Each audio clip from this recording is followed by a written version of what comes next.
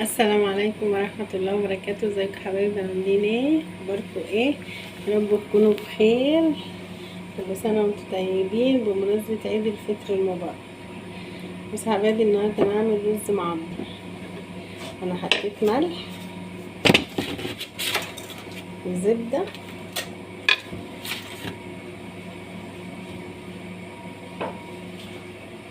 وشوية فلفل اسمر. تمام، دول كيلو رز، عليهم حوالي يعني اوريكم، عليهم حوالي حتة زبدة قد دي، وعليهم حوالي معلقتين اكل زيت، وحطيت ملح وفلفل اسمر. حبايبي ما تنسونيش في اللايك والاشتراك في القناه. طبعا اللبن اهو بيغلي، غليت اللبن وهفضيه عليه كده. بسم الله الرحمن، واقلبه كده كويس، تقليبه بنت حلال. انا حطاه هنا عشان لما يفور ما يفورش في الفرن ويعمل ريحه. هتقولوا لي نحط قد ايه لبن؟ بصوا حطوا لما تبقى المعلقه كده. تمام، انا معرفش كيلو ربع نص، بس ده العيار بالظبط. حطوا المعلقه كده كده يبقى تمام.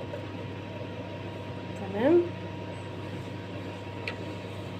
قطعت كام مكعب زبده كده. لو عندك قشطه حطي قشطه، ما عندكيش حطي زبده.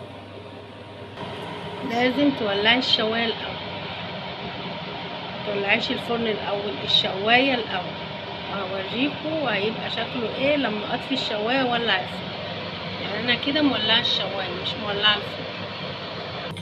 وعندي كباب حله او لحمه بالبصل، وعندي كوسه كانت عندي قديمه هسخنها واطلعها معاها، وسلطه بلدي. شفتوا بقى بيعمل ازاي؟ يبقى بالشكل ده لسه كمان، وبعدين هولع الفرن.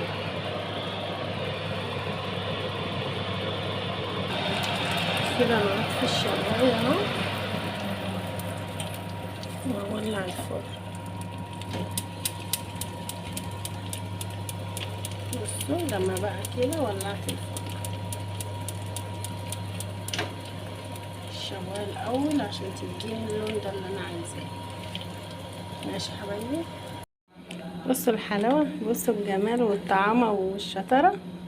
يلا جربوه وقولوا لي ايه رايكم في التعليقات. بصوا يا حبايبي انا بغطيه كده عشان يبقى طري. بصوا لو سبتوه الهواء يلطشه ومش هيبقى ناشف. بألف هنا وشفا، والسلام عليكم ورحمه الله وبركاته.